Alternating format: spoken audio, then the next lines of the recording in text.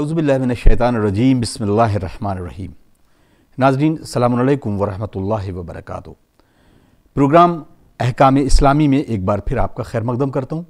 پچھلے ایپیسوڈ میں جس طریقے سے گفتگو ہو رہی تھی تقلید کے سلسلے میں، اور یقیناً ناظرین آپ نے اس کو سماعت فرمایا، اور ہم آپ سے گزارش کر رہے ہیں کہ ان دیے گئے نمبر پر آپ اپنے سوالات بھیجیں تاکہ آپ بھی ہم سے جڑ سکیں اور آپ کے ذہن میں جو سوال ہیں ان کے آپ تک جواب بھی پہنچائے جا سکیں۔ آئی ناظرین، ہم آج اس وقت گفتگو کا آغاز کرنے جا رہے ہیں۔ موضوع ہے باب طہارت۔ طہارت انسان کو پاکیزگی کے ساتھ ساتھ انسان کو بلند کرتی ہے، اور کس طریقے سے طہارت اس پوری زندگی میں اہم رول ادا کرتی ہے۔ اس موضوع پر گفتگو کرنے کے لیے ہمارے ساتھ ایک بار پھر حجت الاسلام والمسلمین علی جناب مولانا مصطفیٰ علی خان ادیب الہندی صاحب قبلہ موجود ہیں۔ آئیے استقبال کرتے ہیں اور اس موضوع پر تبادلے خیال کرتے ہیں۔ السلام علیکم آقا۔ علیکم السلام۔ بہت بہت خیر مقدم ہے اس ایپیسوڈ میں، اور آج باب طہارت پہ ہماری گفتگو شروع ہوگی۔ تو سب سے پہلے کہ مقدمتاً طہارت کے معنی کیا ہوتے ہیں اور اس کو ہم کیسے لوگوں تک پہنچائیں گے؟ اعوذ باللہ من الشیطان الرجیم، بسم اللہ الرحمن الرحیم، الحمدللہ رب العالمین، وصلی اللہ علی سیدنا محمد وآلہ الطیبین الطاہرین۔ طہارت جب آپ لغت پہ دیکھیں گے تو اس کے مراد پاکیزگی ہے، جی، یعنی صاف ہونا، پیور ہونا، یہ ہے طہارت۔ لیکن جب ہم فقہ میں آئیں گے، اصطلاح میں آئیں گے، ٹرمنالوجی میں آئیں گے، تو یہ طہارت ایک خاص چیز کا نام ہے، یعنی ایک خاص ٹرم استعمال ہوتا ہے۔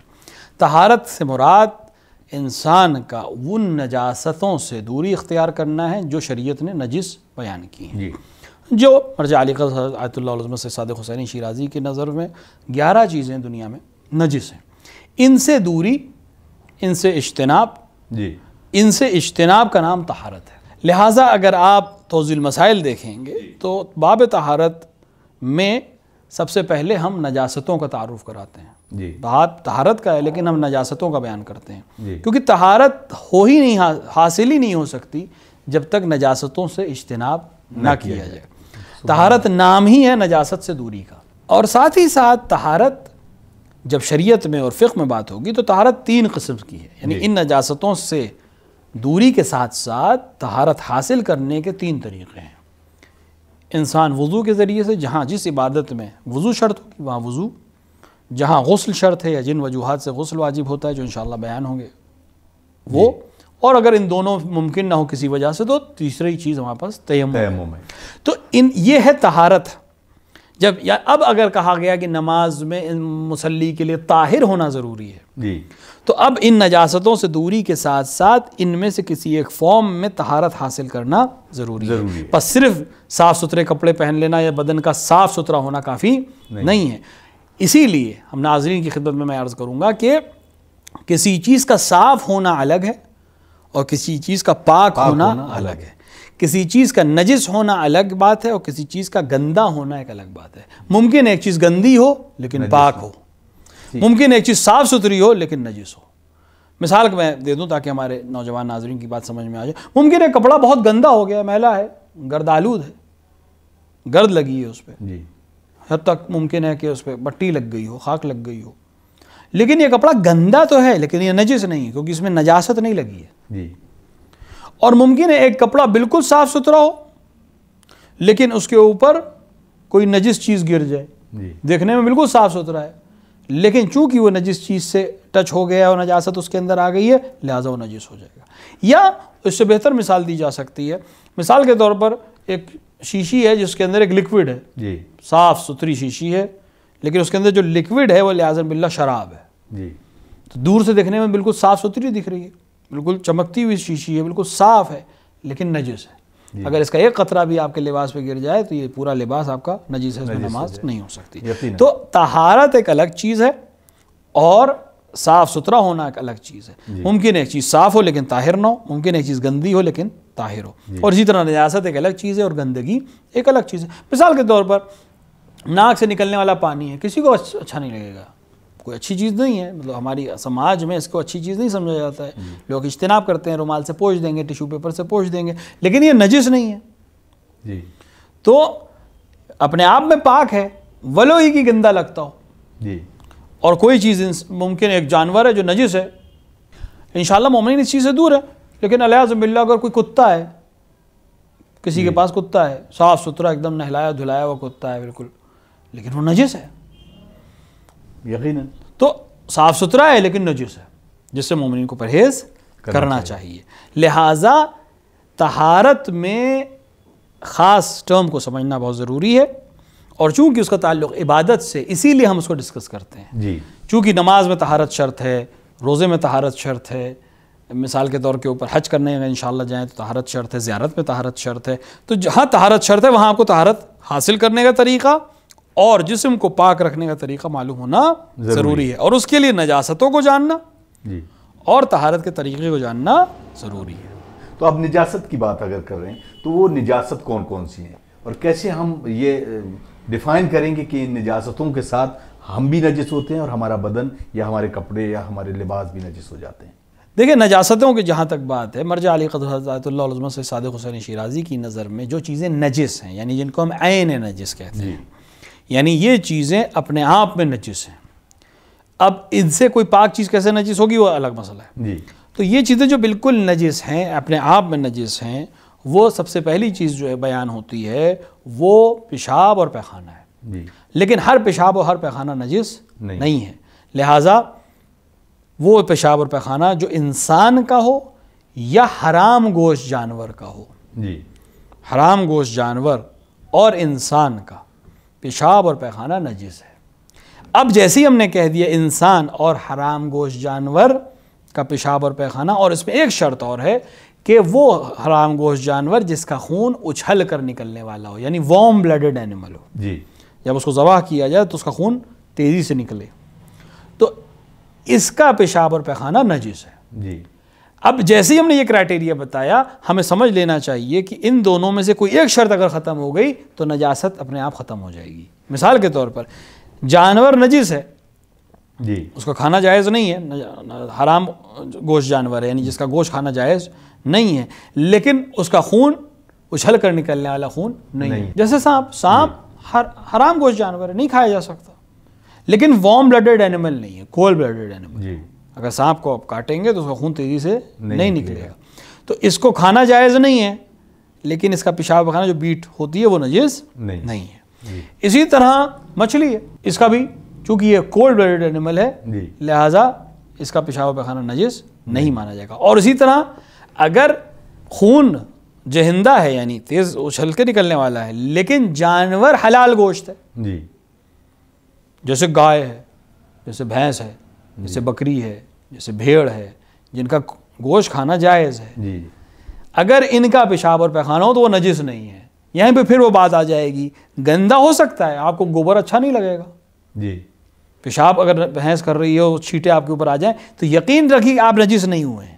گندا ہو سکتا ہے آپ کا لباس لیکن آپ نجس نہیں، کیونکہ یہ نجس ہی نہیں ہے. نجس وہ پیشاب ہے جو حرام گوشت جانور کا ہو.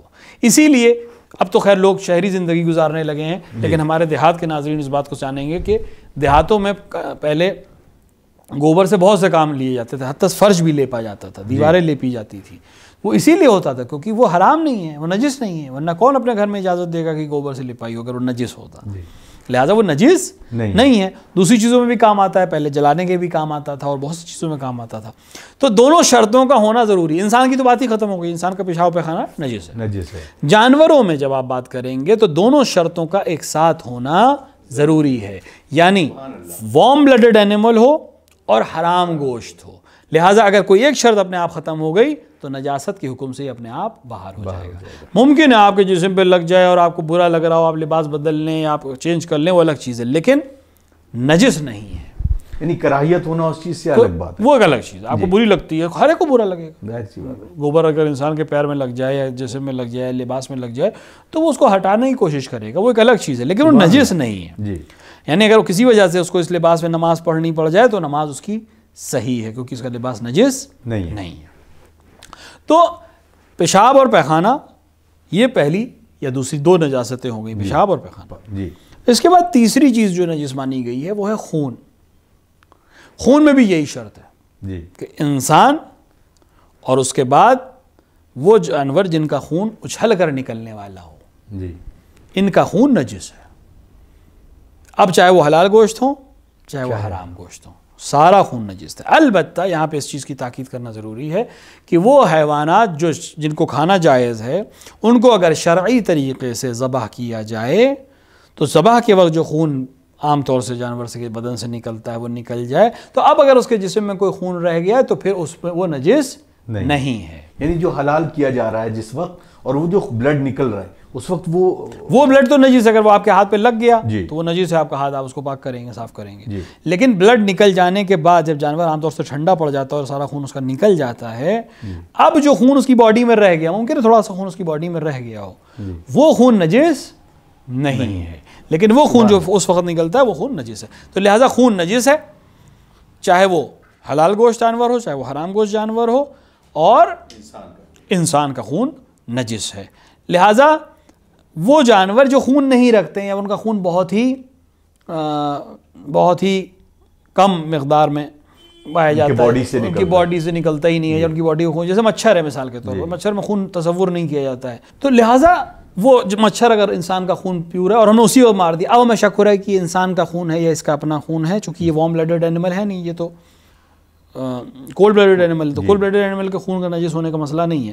حلال گوشت ہو یا حرام گوشت ہو، اگر وارم بلڈڈ اینیمل ہے تو اس کا خون نجس ہے. کولڈ بلڈڈ اینیمل کا خون نجس نہیں ہے. لیکن مچھر ہے، مکھی ہے، اس میں مکھی عام طور سے انسان کا خون نہیں چوستی، لیکن مچھر انسان کا خون چوستا ہے. تو اگر ہم نے مار دیا اور ہمیں شک ہو گیا کہ یہ خون جو ابھی اس میں سے نکلا ہے یہ انسانی خون ہے یا اس کے اپنے بدن کا، تو وہ خون نجس ہے، کیونکہ ممکن ہے کہ وہ انسان کا خون ہو، یا یقین ہو کہ اس نے ابھی چوسا ہے یہ انسان کا ہی خون ہے، تو وہ نجس ہو جائے گا اتنا حصہ. لیکن اس کے علاوہ نجاست نہیں ہے. مثال کے طور پر سانپ کو مارا کسی نے، اس کے اندر سے خون نکلا، وہ نجس نہیں ہے. گندا ہونے کا الگ بحث ہے، گندا ہونے کی بحث کی بات نہیں کر رہے. تو وارم بلڈڈ اینیمل کا خون نجس ہے اور انسان کا خون نجس ہے. یہ ہو گئی تیسری چیز. چوتھی چیز جو نجاست میں شمار کی گئی ہے وہ منی ہے، یعنی سپرم جو بدن انسانی سے. تو حیوان، انسان اور ہر وارم بلڈڈ اینیمل، یعنی جس کو خون جہندہ جس کے کہتے ہیں، یعنی اچھل کے خون نکلنے والا خون، اس کی منی بھی نجس ہے. یعنی کسی بدن پہ یا لباس میں لگ جائے تو اس لباس میں نماز نہیں ہو سکتی، یہ نجس ہو گئی. پانچویں چیز جو نجس ہے وہ ہے کتا، جو زمین پر رہنے والے کتے. البتہ سمندر میں بھی کچھ کتے ہیں جن کو مانا جاتا ہے، لیکن عام طور سے لوگ اس طرح سے اس کو جانتے نہیں. لیکن جو زمین پہ ہیں، جو عام طور سے رکھے جاتے ہیں، یہ نجس ہے اور ہر حال میں نجس ہے. کوئی کتا کبھی پاک نہیں ہو سکتا. تو پانچویں چیز کتا ہے جو نجس ہے، نجس العین ہے. چھٹی چیز سور ہے علیہ باللہ جو نجس ہے. البتہ اس کے احکامات انشاءاللہ آئیں گے کہ اگر اس سے نجس کوئی اور چیز نجس ہو جائے تو اس کا کس طرح سے اس کو پاک کیا جائے گا. ساتویں چیز جو علماء نے بیان کی ہے اور نجس ہے وہ شراب ہے. شراب اور ہر بہنے والی چیز جو مست کرنے والی ہو، یعنی جو عقل کو زائل کر دیتی ہو، جس سے نشہ ہو، لیکن وہ لیکوڈ فارم میں ہونا چاہیے. یعنی اس کی اصل بیس لیکوڈ ہونی چاہیے، یعنی اس کی خلقت جو ہے وہ لیکوڈ میں ہی ہو. بہت ممکن ہے کہ ایک چیز نشہ کرنے والی ہو، نشہ انسان کو ہو جاتا ہو اس سے، لیکن وہ لیکوڈ میں نہ ہو. بہت سی چیزیں ہیں ایسی جو نارکوٹکس میں آتی ہیں لیکن وہ لیکوڈ فارم میں نہیں ہوتی ہیں. وہ نجس نہیں ہیں، ان کا استعمال حرام ہے، وہ ایک الگ بحث ہے. ان کی خرید و فروخت بھی حرام ہے، اس نجاست میں نہیں ہے، لیکن نجس نہیں ہے. بہت سی چیزیں ہیں جس کی خرید و فروخت جائز ہے لیکن نجس نہیں ہے. تو لیکوڈ یعنی اصل وہ لیکوڈ بیسڈ ہوں اور نشہ آور ہوں تو شراب نجس ہے. اسی طرح بیئر نجس ہے. بہت سے لوگ بیئر کو نجس نہیں سمجھتے ہیں، یا اس کو رسول اکرم صلی اللہ علیہ وآلہ سے حدیث ہے کہ لوگ فقہ عربی اصطلاح بیئر کے لیے کہ وہ اس کو کم سمجھتے ہیں، جبکہ وہ بہت بڑی نجاستوں میں سے ایک نجاست ہے اور اس کا شر بہت عظیم ہے. لہٰذا ایک کلچر چل گیا ہے ہمارے جوانوں کو خدا محفوظ رکھے، جو بیئر کے نام سے، فروٹ بیئر کے نام سے بہت سی چیزیں آ گئی ہیں. البتہ میں یہاں پہ تاکید کر دوں کہ ایک طریقہ ہوتا ہے جس سے فروٹ سے کچھ چیزیں اس کا پانی حاصل کر کے ابال کر حکیم کے حکمت کے طریقے سے بنائی جاتی ہے، اس کو آب جو کہا جاتا ہے. یہ مختلف فروٹ سے بھی بنائی جا سکتی ہیں. اگر وہ حکمت والے طریقے سے بنائی گئی ہیں جو حکماء بیان کرتے ہیں تو وہ نجس نہیں ہے. لیکن یہ جو بیئر جو معروف ہے بیئر کے عنوان سے، یہ اپنے آپ میں نجس ہے. اس کے بعد کافر نجس ہے، یعنی جو مرتد ہو اور اسلام کا اور رسول اکرم صلی اللہ علیہ وآلہ کا انکار کرتا ہو وہ نجس ہے. اس کی بحث انشاءاللہ آئے گی.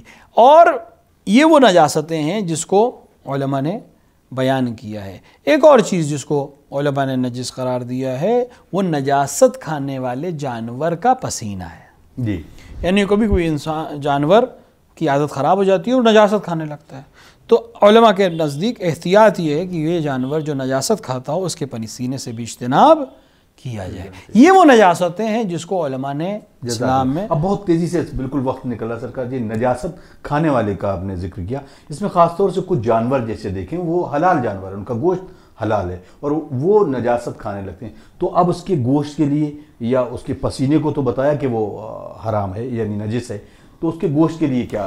اگر اس کا طریقہ ہے انشاءاللہ، اگر اس کی تفصیل آئے گی انشاءاللہ ہم بعد میں بیان کریں گے، لیکن یہاں پہ آپ کو چونکہ سوال کر لیا لہٰذا جواب دے دیتے ہیں کہ یہ جانور جو نجاست کھانے کا عادی ہو گیا ہو، ہر جانور کے لیے الگ حکم ہے شریعت میں کہ اس کو کتنے دن آپ پاک غذا دیں کہ یہ پاک ہو جائے گا، وَإِلَّا اس کا گوشت کھانا جائز نہیں ہے۔ لیکن اگر جیسے مرغ ہے، گھر کے مرغ ہوتے ہیں جس کو ہم لوگ آج کل مرغ استعمال ہوتا ہے، اس کو مثلا 5 دن صاف اور پاکیزہ غذا دی جائے اور اس کو نجاست سے دور کر دیا جائے، بھیڑ ہے تو اس کو مثلا 20 دن، اونٹ ہے تو اس کو مثلا 40 دن، اس طرح اس جانور کو قرنطینے میں رکھ کر اس کو صاف پاک غذا دی جائے گی، تو ہر جانور کی مدت الگ الگ ہے، اس کے بعد اس کا پسینے کا حکم بھی ختم ہو جائے گا اور اس کے گوشت کا حکم بھی ختم ہو جائے گا۔ لیکن اگر وہ نجاست کھانے کا عادی ہو چکا ہے تو اس کے پسینے سے تو اجتناب کرنا ہی کرنا ہے، اس کا گوشت بھی کھانا جائز نہیں ہوگا۔